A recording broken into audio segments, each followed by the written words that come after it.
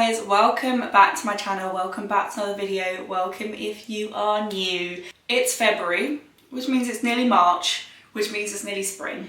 At least that's what I'm telling myself every single day. But what we do need to do is pick our February TBR. I actually finished last month's TBR. This is my little book journal, and I had a TBR last month of 8 books, finished every single one. And look, I actually read a silly number of books last month. There are 3 book covers that haven't been printed off, but those are the books that I read in January. So yeah, I read 14 books off my physical TBR, 6 library ebooks and 8 library physical books. A lot of books. And I had 6 5-stars, but 1 standout 5-star, which was 2 Twisted Crowns by Rachel Gillig. And that was my little wrap up of last month. I think I'm gonna do book reviews, but like on a other monthly or quarterly basis. Those are the books that I read throughout January, and let's get on to the February TBR. The plant behind me needs a bit of water, but let's ignore that. This is my little TBR jar. The jar itself, I think, is just from B&M. The little prompts inside come from all sorts of different places. Last month I picked 8 books, and that kind of felt like a good number of books to push me on, to keep me going, but also to still give me a bit of freedom. And I think February, to me, I'm going to use it as a month of trying to finish some of the series that I'm halfway through. So according to my book tracker, also my book journal, I am in the middle of 16 series. So I need to finish some of them up. I also have nearing 100 books on my physical TBR. So let's pick out some prompts and pick my first book for February. Highest rated on Goodreads. Highest rated books tend to actually be books in a series. Let's see. I'm gonna go on my Goodreads, go on my want to read, which is basically my physical TBR. I think the date added. Swap that to average ratings. It's a book right at the end of a series, which is not the book I'm going to read. So let's go back down to the next book that is next that I can read but haven't read yet. And it's actually a Harry Potter book. Lol. Let me get this down. I picked up the whole Harry Potter series in charity shop because I actually don't think I read some of the books when I was a kid. So I don't think I've actually read the full Harry Potter series. And most of the highest rated books on my TBR list are either Sarah J Maas, A Throne of Glass, or Harry Potter. And if I scroll down, the first book of those 2, which is next on my to read list, is Harry Potter and the Prisoner of Azkaban. So this is going to be my highest rated on Goodreads, which also helps me continue on with the series and hopefully get one off and finished. I mean, obviously this is only the 3rd book, but this is the first book on my February TBR. I don't know what it is at the moment. If it's being back near where I grew up, I'm reading a lot of like childhood books. So like I've started rereading the House of Night series, which was like a vampire series that I read when I was a kid. Started rereading that, started rereading Harry Potter. I don't know what it is about living near here, but it's giving me all the nostalgic vibes, and I'm rereading lots of old books. But prompt number 2. Honestly, is it listening to me? Does it just know that I want a book from a series? And I feel like the longest series on my physical TBR, other than the vampire one, but they're all really short. The longest series on my physical TBR is A Throne of Glass. And the next Throne of Glass book for me to read is Heir of Fire, which is book number 3 or book number 4 if you read the prequel first. And I just can't wait to continue with the series. So I'm going to put this as the 2nd book. I actually can't believe my focus for February was to try and continue series I'm in the middle of, and I literally got a prompt that said continue a series. We've got book 3 of one, book 3 of another, so hopefully February can be a month I proceed through some series. I mean, I haven't actually told you what either Harry Potter or Throne of Glass are about, because I'm kind of assuming you know. Lowest rated on Goodreads. I actually can't believe I got the highest and now the lowest. I actually don't know what it's going to be. I find normally thrillers are the lowest rated reviewed, but let's see. The Understudy by David Nichols. know much about this book. I know David Nicholls is a very popular author. I picked this up in a charity shop in London, so I know very little about it. But it seems to be about a man called Josh who is in show business. He has a beautiful wife, a lead role on the London stage. And then there's a guy called Stephen C. McQueen who has a hopeless agent, a daughter he barely knows, and a job as an understudy to Josh Harper. And then when Stephen falls in love with Josh's clever, funny wife Nora, things get even more difficult. There's already someone who's cast in, I assume, the lead role, very successful, sexy, married, happy, and his understudy called Stephen, who falls in love with the main guy's wife. I think that's what it's about. It sounds a bit messy. I don't know a huge amount about this book, to be honest, as you probably just gathered. But yeah, it sounds fun. And it sounds very different, obviously, the previous two books that were picked, which were very fantasy. I like having random books on my TBR, so I'm excited to give this one a go, even if it is the lowest rated. Book number 4. Longest book on your TBR. Oh my god, these are all so like factual. I'm pretty sure the longest book on my TBR is going to be Kingdom of Ash, which is the last book in a series. So I might have to do it by, obviously, the next book I can read, but we're on number of pages. Yeah, so longest is Kingdom of Ash, and then there's some Harry Potter books. So the next book I can read that isn't like part of a series, but is the next one in a series, is Magnolia Park's Into the Dark. I actually can't believe how much the TBR jar is helping me with my goal.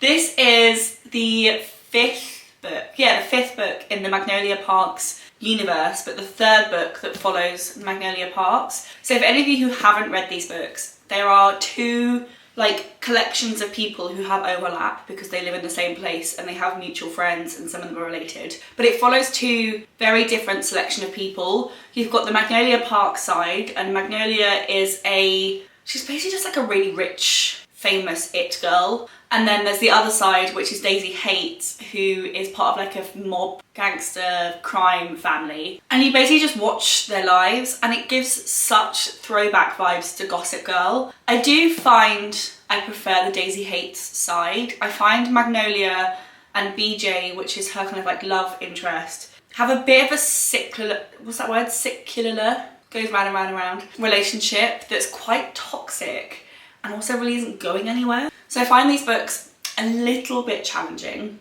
but I think that this is the last one in the Magnolia Parks side of things, and I think there's 2 more to come on the Daisy Haight side. So I'm kind of interested to see how her story is going to wrap up. But this is a long old book. I think it's 700 pages, but it's one I need to read. I'm hoping this one gives me a little bit more freedom. I know I had one that said like continue a series, but I wanted to use it to continue a big series. So I'm hoping this one has a bit more flexibility. Is that the right round? No. A book with a place in the title. Okay, a little bit more flexibility.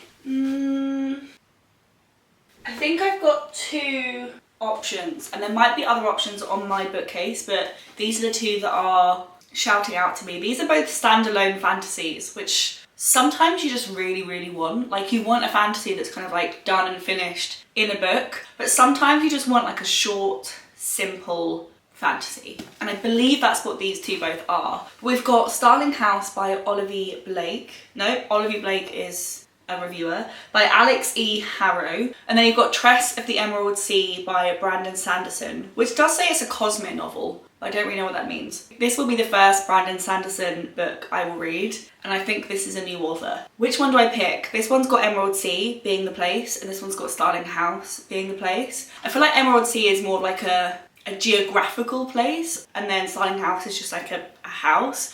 So I think this feels more fitting to the prompt, which means this is the month I'm going to read my first Brandon Sanderson book, which I believe this one's a little bit different to his like typical like big epic fantasies. I think this is more cozy. I literally don't really know what this plot's about. I bought it because it was on one of the highest rated standalone fantasies. So yeah, I cannot wait to read this. I really want to get into his back catalogue, but because I've got so many series either on the go or on my bookcase still to read, I don't want to get into another one. And I'm so excited. I mean, look at his back catalogue. catalogue. Like that is insane. Ooh, a cover that you love. I love that prompt. I don't really know what to choose. I mean, there are some new series where the first book has the most stunning cover. Like, for example, I just think this cover is so cute. This is Emily Wilde's Encyclopedia of Fairies. And just look at that cover, isn't that stunning? Are there any covers I like more? I don't think I have any covers that are prettier than this. So I do think I'm reading Emily Wilde's Encyclopedia of Fairies, which is on my 25 to read in 2025. It also starts a new series, but let's not go there. This is a novel by Heather Forkett, and from what I understand, it follows someone called Emily Wilde, who I think works for Oxford or Cambridge, who is going to this place to investigate fairies and write a whole book about them and their lives. And there's like an academic rival who I think she's supposed to fall in love with, but I'm not 100% sure. But yeah, this is the next book. I'm actually so excited to start this series. I didn't really want to start another series, but if I'm gonna start one, let it be this. So that is 1, 2, 3, 4, 5, 6. I've gone right to the bottom for this prompt. Fingers crossed it's a good one. A book with a number in the title. Do I have a book with a number in the title? Because all of my books are together. I'm just gonna look through it on here. I mean, there's another David Nicholls book, but that might be a bit much. But I will hold on to it just in case. This one's got the number 1 in it, One Day. Oh, One True Loves by Taylor Jenkins Reid. I actually think this is the book club book for work. 7 Days in June by Tia Williams. Oh, there's loads of them. Okay, fabulous. Let me just check and see if there's any more. So you've got 3 options. I don't really want to read One Day because I've already got a David Nicholls book and that kind of feels like a bit too much David Nicholls. We've then got Tia Williams' 7 Days in June and Taylor Jenkins Reid, One True Loves, which I think One True Loves is the book club book at work, in which case that feels like cheating. Yeah, One True Loves is the work book club book to read. So I'm not going to include this because 1, I'll probably read this in March because the book club meeting itself isn't till very early March. And 2, I don't want that to be included. So the book we're therefore reading is 7 Days in June by Tia Williams. I actually don't know much about this book at all. I just saw people absolutely go mad for it online and picked it up. I think it's about a second chance romance from what I'm gathering. There are these 2 people who spent 1 week together like 7 years ago and now this is, no, 15 years ago. And now this is set 15 years in the future. So I think it's a second chance romance, which sounds really sweet. Oh my god, we've got such a great TBR. I'm so excited. So now this is the very, very last book. Right. Oh god, I'm actually quite stressed. I don't know why. A book made into a film or TV show.